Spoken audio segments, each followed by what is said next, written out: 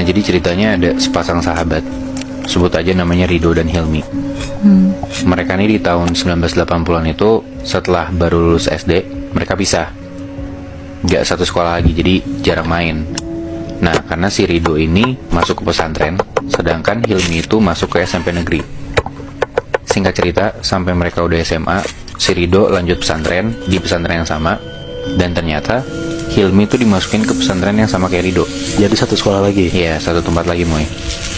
Nah, alasannya kenapa si Hilmi ini masuk pesantren, gara-gara si Hilmi ini anaknya bandel banget. Hilmi itu suka bikin orang celaka.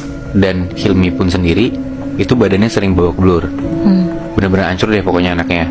Ya, dia suka berantem gitu. Makanya bokap nyokapnya ini masukin Hilmi ke pesantren. Mungkin mindset orang lama juga kali ya. Kayak kalau anaknya bandel ya udah dimasukin pesantren biar jadi bener lagi gitu. Iya. Nah, bokap nyokapnya Hilmi ini nitipin Hilmi itu ke salah satu ustadz, nitipin juga ke Rido. Ya biar minta dibantuin gitu biar Hilmi nggak bandel lagi. Singkat cerita, akhirnya Hilmi dan Rido jadi deket lagi, kayak dulu waktu mereka masih SD. Nah Rido tuh bantuin Hilmi di pesantren, kayak diajarin ngaji dari awal, disuruh sholatnya bener, kurang-kurangin ngomong kotor, ya dijagain banget lah. Dan hebatnya Hilmi ini jadi anak yang gak suka ngomong kotor, sholatnya juga jadi rajin, ngajinya juga lancar banget. Dan itu hanya dalam waktu 1 bulan.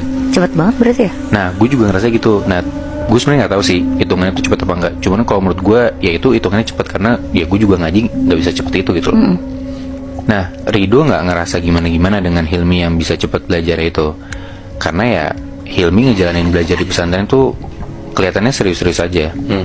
Dan bisa dibilang Rido selalu ngabisin waktu sama Hilmi, kecuali di malam hari, karena hampir tiap malam si Hilmi itu pergi keluar pesantren karena dia ngikut satu perguruan silat. Nah jadi peraturan di pesantren ini tuh emang ada jam bebasnya gitu, Moy. Nah mereka boleh keluar dari area pesantren setelah jam 9 malam, dan nanti harus balik lagi sebelum jam 1 pagi. Nah gue gak tahu ini peraturan di pesantren itu doang atau zaman dulu semua pesantren itu kayak gini. Karena ya setahu kita kan kalau pesantren sekarang 24 jam mereka harus di dalam area itu kan. Iya benar. Ya. Tapi ya intinya setiap malam itu mereka dikasih waktu kosong buat keluar-keluar tuh gak apa-apa. Nah 1-2 bulan tuh aman-aman aja, sampai di bulan ketiga Rido ini mulai ngeliat gelagat si Hilmi tuh aneh. Kenapa?